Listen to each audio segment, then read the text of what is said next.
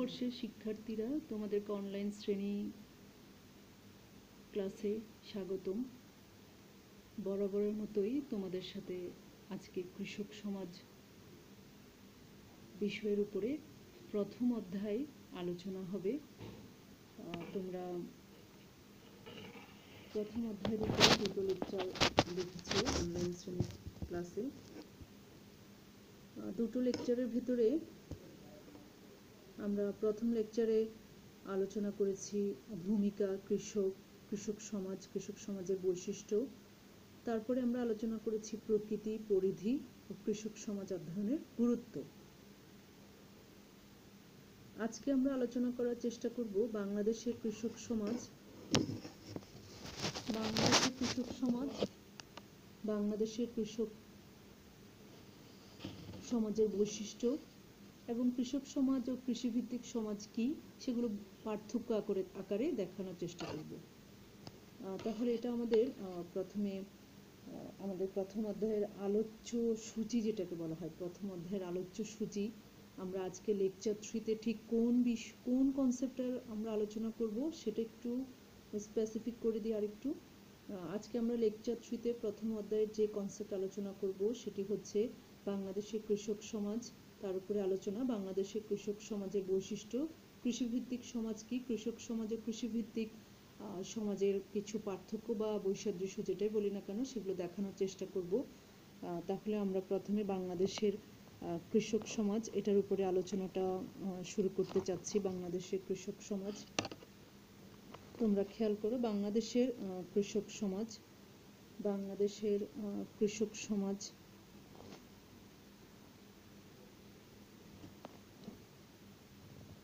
তোমরা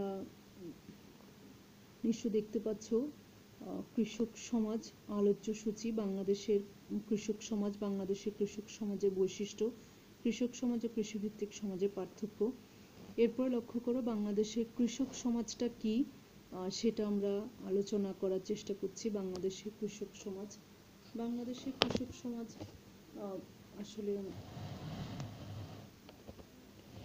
বাংলাদেশ একটি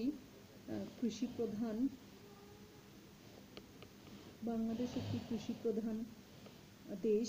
এদেশে এখনো প্রায় 80% মানুষ গ্রামে বাস করে এবং বেশিরভাগই কৃষির উপর নির্ভরশীল। সভ্যতার উষালগ্ন থেকে বাংলাদেশের অর্থনীতি মূলত কৃষি নির্ভর। একবিংশ শতকে পা রেখেও দেশটি শিল্পক্ষেত্রে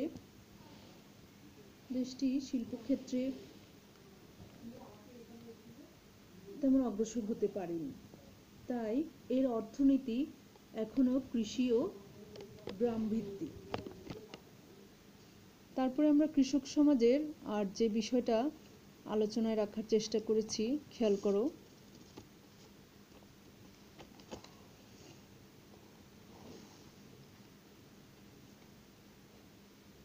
বাংলাদেশের কৃষক সমাজে আমরা আর যে বিষয়গুলো তুলে ধরার চেষ্টা করছি একটু লক্ষ্য করো। সেটি হচ্ছে আসলে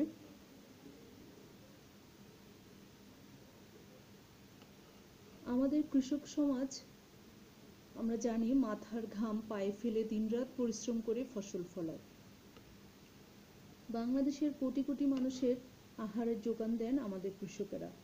এদিকে ন্যায্য দাম না পাওয়ায় নিরুপায় হয়ে গেছে কৃষক সমাজ।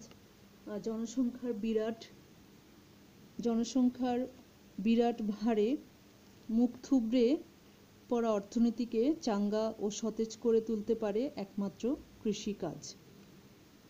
বিশাল জনগণের মুখে অন্ন জোগাতে হলে চাই কৃষির ব্যাপক সম্প্রসারণ। আমাদের জাতীয় আয় সৃষ্টিতে কৃষি ও কৃষকদের ভূমিকা খুবই গুরুত্বপূর্ণ, এটা আমরা সবাই জানি। জাতীয় আয় সৃষ্টি করার ক্ষেত্রে আমরা যদি উদাহরণ হিসেবে বলি তাহলে পাটের কথা আমাদেরকে অবশ্যই আসলে বলতে হয়। একটা সময় পাটজাত দ্রব্য থেকে বৈদেশিক মুদ্রা অর্জিত হয়েছিল। তাই স্বাধীন বাংলাদেশের অর্থনীতিকে আজ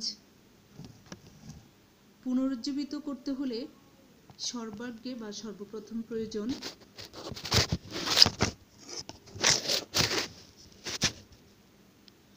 সর্বপ্রথম যে জিনিসটি প্রয়োজন সেটি হচ্ছে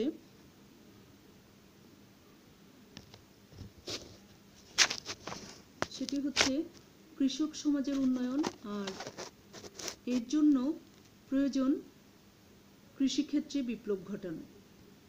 সকল উন্নত দেশই আমরা জানি আজ কৃষিকাজে বৈপ্লবিক পরিবর্তন এনেছে। যান্ত্রিক প্রযুক্তির প্রয়োগ কৃষিকে উৎপাদনমুখী করে তুলেছে। কাজে দেশের উন্নয়নে এবং কৃষকের ভাগ্যের উন্নয়নে আমাদেরকে অবশ্যই যান্ত্রিক প্রসার ঘটাতে হবে।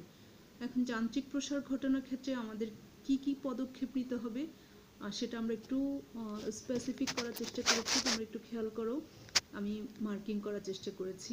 দেখো, কাঠের লাঙ্গলের পরিবর্তে বাষ্পচালিত বা পেট্রোল চালিত ট্রাক্টর ব্যবহার করতে হবে, যেটা আমরা খুব সহসাই দেখছি। কৃষক সমাজের মধ্যে শিক্ষার আলো ছড়িয়ে দিতে হবে। বৈজ্ঞানিক পদ্ধতিতে চাষাবাদের মাধ্যমে কৃষকদের মধ্যে সচেতনতা জাগ্রত করতে হবে।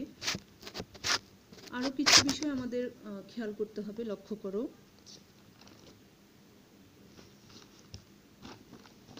করো তোমরা,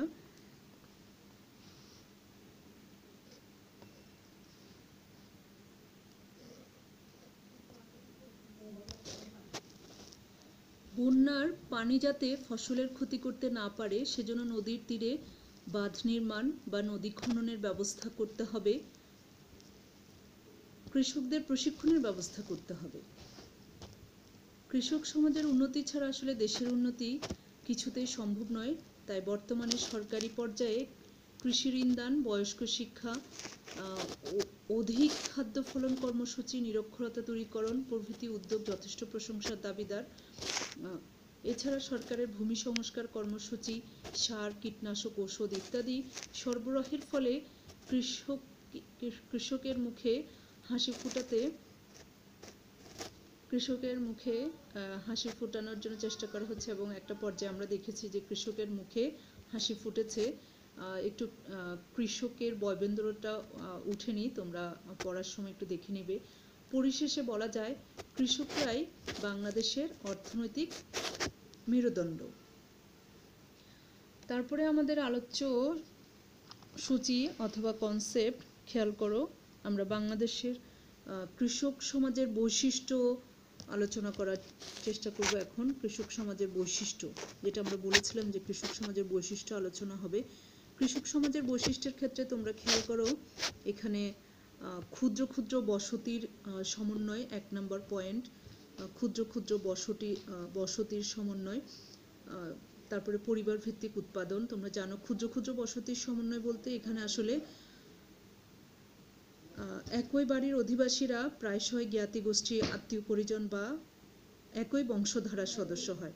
তারা পরস্পর নিকটতম প্রতিবেশী এবং ব্যতিক্রম ছাড়া একে অন্যের সাথে সদ্ভাব পোষণ করে বসবাস করেন। এ কারণে কৃষক সমাজের বাড়িগুলো খুব বিচ্ছিন্ন থাকে না।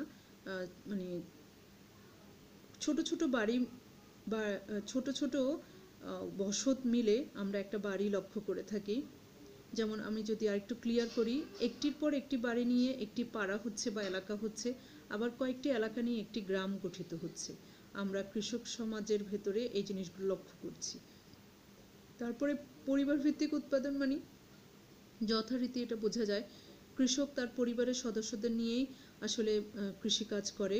কৃষক তার নিজস্ব বা বর্গার মাধ্যমে প্রাপ্ত জমি পরিবারের সদস্যদের দিয়ে চাষ করে। তার উদ্দেশ্য মুনাফা সৃষ্টি নয়, বরং তার উদ্দেশ্য পরিবারের প্রয়োজন মেটানো।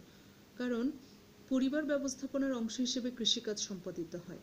তারপরে আমরা পরবর্তীতে যেটা দেখছি বৈশিষ্ট্য হিসেবে চাষ পদ্ধতি। কৃষক সমাজের চাষাবাদের পদ্ধতি কেমন?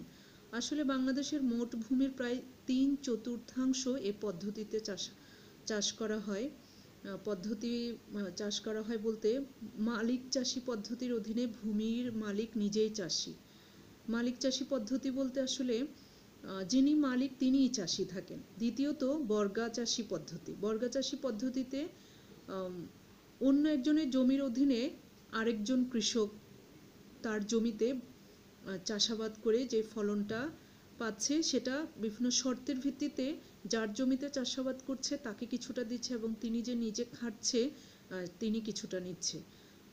তারপরে আমরা যেটা বলতে পারি, পূর্ব নির্ধারিত খাজনা পদ্ধতির অধীনে বর্গা চাষী পূর্ব নির্ধারিত অর্থ বা ফসলের পরিমাণ জমির মালিককে দিতে বাধ্য থাকেন। এরপরে যেটা আমরা বলতে পারি, কৃষির উৎপন্ন দ্রব্যের ধরন। কৃষির উৎপন্ন দ্রব্যের ধরন সাধারণত আমরা জানি ধান, গম, ডাল, তৈলবীজ, আলু, ফলমূল, শাকসবজি। খাদ্যশস্যের মধ্যে এগুলো হচ্ছে শস্য। পক্ষান্তর অর্থকরী ফসলের মধ্যে আমরা যেগুলো লক্ষ্য করি, আসলে কৃষক সমাজের যারা সদস্য আছে তারা কি ধরনের দ্রব্য বা পণ্য উৎপাদন করছে তাদের জমিতে। আমরা প্রথমে বলি, প্রথমে তারা খাদ্যশস্য হিসেবে ধান, গম, ডাল, তৈলবীজ, আলু, ফলমূল, শাকসবজি। পরবর্তীতে তারা অর্থকরী ফসল হিসেবে পাট, চা, আখ, তামাক, তুলা, রেশম, রাবার ইত্যাদি উৎপাদন করছে। এরপর আমরা যদি বলি ত্রুটিপূর্ণ ভূমির স্বত্বাধিকার। ত্রুটিপূর্ণ ভূমির স্বত্বাধিকার বলতে যেটা বোঝানো হয়, বাংলাদেশের কৃষক সমাজের অনেক কৃষক অন্যের জমি চাষ করে। এ ধরনের কৃষক নিজ ইচ্ছাধীন মুনাফার উদ্দেশ্য জমির দক্ষ ব্যবহার বাস্তবায়িত করতে পারে না। নিজের ইচ্ছায় মুনাফার উদ্দেশ্য জমির দক্ষ ব্যবহার বাস্তবায়িত করতে পারে না। তার মানে এটা দিয়ে বোঝানো হচ্ছে বাংলাদেশের যে কৃষকরা অন্যের জমিতে চাষাবাদ করে সেখানে সে চাষাবাদ করার ক্ষেত্রেও দেখা যাচ্ছে সে নিজের ইচ্ছে মতো চাষাবাদটা প্রয়োগ করতে পারছে না। সেখানেও চাষাবাদের ক্ষেত্রে তাকে জমির মালিকের পছন্দ অনুযায়ী বা জমির মালিকের সাথে যে শর্ত করা থাকে সেভাবেই করতে হচ্ছে। এটা আসলে এক ধরনের ভূমি স্বত্বাধিকার। যার স্বত্বাধিকার থাকবে সেই আসলে অনেক কিছু প্রভাব বিস্তার করতে পারে। এছাড়া ভবিষ্যৎ জমি চাষের সুযোগ পাবে কি না এই নিশ্চয়তা না থাকার কারণে কৃষক জমির উন্নয়নে যথাযথ ব্যবহার করতে পারে না। তার মানে আমি একজনের জমিতে এবছর চাষাবাদ করলাম, পরবর্তী বছর যার জমিতে চাষ করলাম এই জমির মালিক বা ভূমির মালিক যে পরবর্তী বছর আমাকে আবার চাষাবাদ করতে দিবে বা আমার প্রতি সন্তুষ্ট থাকবে, এই বিষয়টাই একজন কৃষক নিশ্চিত হতে পারে না। তাই তিনি জমির ব্যবহারের প্রতিও খুব একটা আগ্রহ প্রকাশ করে না। যথোপযুক্ত শিক্ষার অভাব। যথোপযুক্ত শিক্ষার অভাব বলতে আসলে আমাদের দেশের কৃষকরা জমির উপর প্রত্যেক ফসলের প্রভাব, কোন জমিতে কোন ফসল ভালো হবে বা কোন ফসলটা কিভাবে বাজারজাত করতে হবে বা বাজারে সম্ভাব্য পরিবর্তন সম্পর্কে তার কোনো জ্ঞান থাকে না। বাংলাদেশে অশিক্ষিত কৃষক এত তথ্য নিয়ে পরিকল্পনা মাফিক চাষাবাদ করতে সক্ষম হয় না বিধায় জমির দক্ষ ব্যবহার সম্ভব হয় না। কৃষি বহির্ভূত পেশা। বর্তমানে আমরা কৃষিকাজ সহ কৃষিক্ষেত্রে বিভিন্ন পণ্যদ্রব্য ও সরঞ্জামাদির মূল্য ক্রমশ বৃদ্ধি পাচ্ছে। তাই কৃষক সমাজকে বাধ্য হয়ে কৃষি বহির্ভূত পেশার সাথে স্থায়ী, অস্থায়ী এবং মৌসুমী ভিত্তিক তাকে কাজ করতে হচ্ছে। অর্থাৎ নগদ উপার্জনের বিষয়ে কৃষক খুব বেশি তোমার আগ্রহ প্রকাশ করছে। কারণ দেখা যায় কৃষিকাজ করার ক্ষেত্রে তোমার অনেক সময় দেখা যায় ফলন হচ্ছে না বা অন্যের জমিতে কাজ করতে হচ্ছে, তার সাথে একটা বিরোধ দেখা দিচ্ছে, পরবর্তীতে তার উপার্জন বন্ধ হয়ে যাচ্ছে, অনিশ্চয়তা। সেক্ষেত্রে সে অন্য পেশাকে বেশি করে বেছে নিতে চাচ্ছে বা আগ্রহ তৈরি করছে। এবং কৃষক সমাজের এটা একটা অন্যতম বৈশিষ্ট্য, কৃষি বহির্ভূত পেশা, যেখান থেকে নগদ আসবে সে সেখানেই সম্পৃক্ত হচ্ছে। আচ্ছা, তারপরে আমরা কৃষি বহির্ভূত পেশা দেখলাম। এখন আমরা খেয়াল করব খোরাকি কৃষি। খোরাকি কৃষি আসলে এটা খুব সহজ।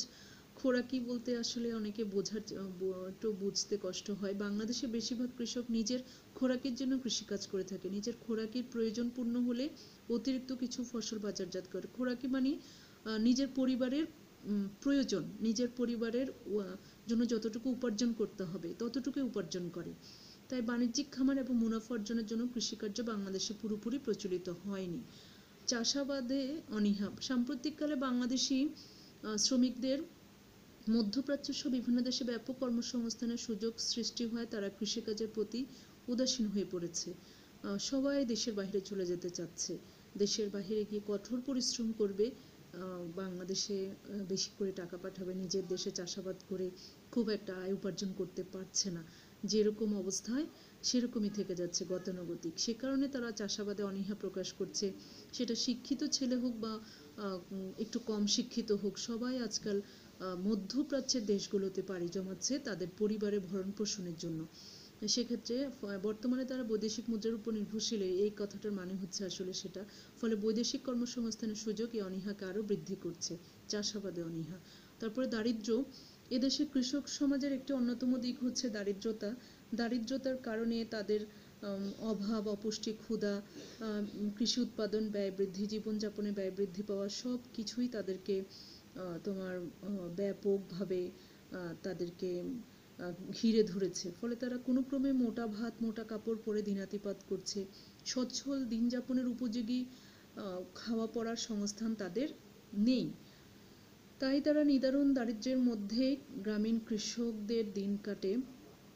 দারিদ্রতাই তাদেরকে আসলে আধুনিক পদ্ধতিতে কিভাবে চাষাবাদ করতে হবে বা কিভাবে চাষাবাদ করলে বা কিছু ভালো ফলন আশা করা যায়, এই বিষয়গুলোতে তারা আগ্রহ হয় না। তারা মনে করছে চাষাবাদের থেকে কিছুটা তার আয় উপার্জন হলেই চলবে, কিছু আসবে, কিছু পড়বে, খাবে, এভাবে দিন যাবে। মানে তাদের ভেতরে আসলে সচেতনতা দারিদ্রতার কারণে তৈরি হচ্ছে না। সর্বশেষ যেটা আমরা দেখি, অসম ভূমি সত্ত্ব ব্যবস্থা। অসম ভূমি সত্ত্ব ব্যবস্থা হচ্ছে জমিদারি প্রথা বিলোপ ও প্রজাস্বত্ব আইন পাশ হলেও প্রান্তিক চাষিদের কল্যাণে কার্যকরী কোনো ভূমিকা সংস্কার আজও বাস্তবায়ন হয়নি। ফলশ্রুতিতে কৃষক সমাজে তোমার ভূমি বৈষম্য দিনের পর দিন বেড়ে যাচ্ছে। 70-এর দশকে দেশে ভূমিহীনের পরিমাণ ছিল 22%। বর্তমানে বাংলাদেশের কৃষক সমাজের মধ্যে বিদ্যমান ভূমি সত্ত্ব ব্যবস্থা একটি গুরুত্বপূর্ণ ইস্যু হিসেবে বিবেচিত। তার মানে আমরা যেটা দেখি, তোমার জমিদারি প্রথা যখন ছিল তখন প্রজাস্বত্ব আইন পাশ হলো, প্রান্তিক চাষিদের কল্যাণে কোনো ভূমিকা বাস্তবায়ন হয়নি। 70-এর দশকে এসেও আমরা দেখছি যে ভূমিহীনের পরিমাণ 22%। যারা ভূমিহীন তাদের জন্য কোনো পদক্ষেপ আমরা দেখছি না। তো এক্ষেত্রে কারো যদি জমিই না থাকে, সে তো চাষাবাদে অবশ্যই আগ্রহ হারাবে, কারণ অন্যের জমিতে চাষাবাদ করতে গেলে অনেক শর্ত আরোপ করা থাকে। এরপরে আমরা আমাদের পরবর্তী কনসেপ্টে যাচ্ছি, যেটা আমরা বলেছিলাম কৃষক সমাজ ও কৃষিভিত্তিক সমাজের পার্থক্য। এই জিনিসটা কি আমরা আলোচনা করব। এই পার্থক্য বা বৈসাদৃশ্য কিছুটা আসলে সংক্ষিপ্ত কোয়েশ্চেনের জন্য, যাই হোক আমরাও সংক্ষিপ্ত আকারে আলোচনা করছি। নির্দিষ্ট কিছু বৈশিষ্ট্যের আলোকে আসলে কৃষক সমাজ ও কৃষিভিত্তিক সমাজের মধ্যে বেশ পার্থক্য লক্ষ্য করা যায়, নিম্নে ছকের মাধ্যমে দেখানো হলো। কৃষক সমাজে নিজের পরিবার থেকে শ্রম নিয়ে ঐতিহ্যগতভাবে পরিবারের প্রয়োজন মেটানোর জন্য উৎপাদন করে। অপরদিকে কৃষিভিত্তিক সমাজ বলতে ভূমির সাথে সংশ্লিষ্ট সব শ্রেণীর মানুষের সমন্বয়ে গঠিত সমাজকে বোঝায়।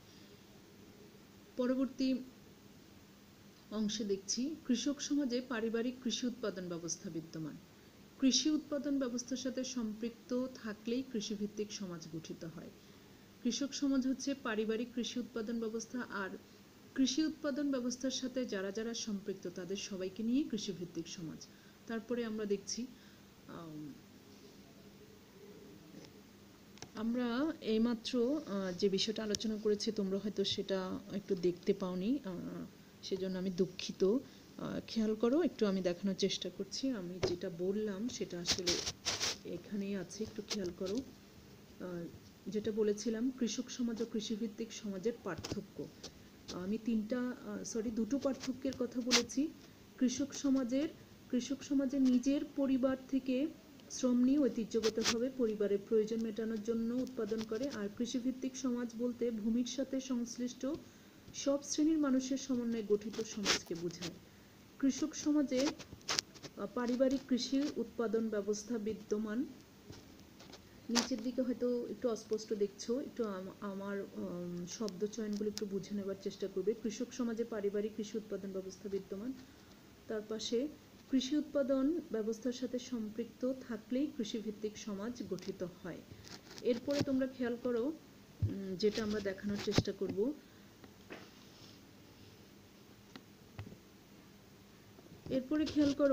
আমরা পরবর্তী পার্থক্যে যাচ্ছি। কৃষক সমাজ ও কৃষিভিত্তিক সমাজ তোমরা স্ক্রিনে দেখছো।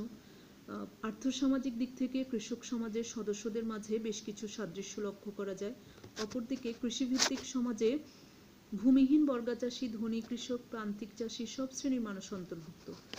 তার পরবর্তী পরবর্তী বৈসাদৃশ্য লক্ষ্য করো, কৃষক সমাজ স্থান ও কালের আবর্তে আবদ্ধ।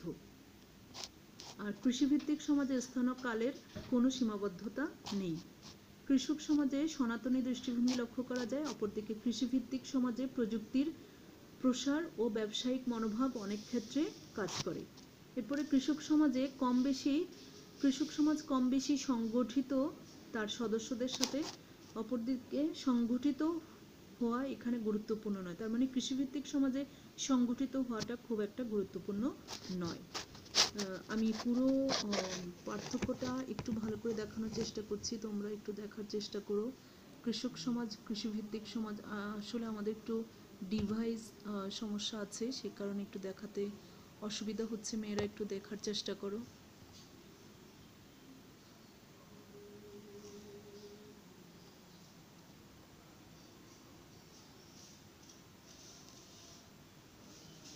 আচ্ছা, তাহলে আমরা এখানে আমাদের আলোচনার সমাপ্তি করছি।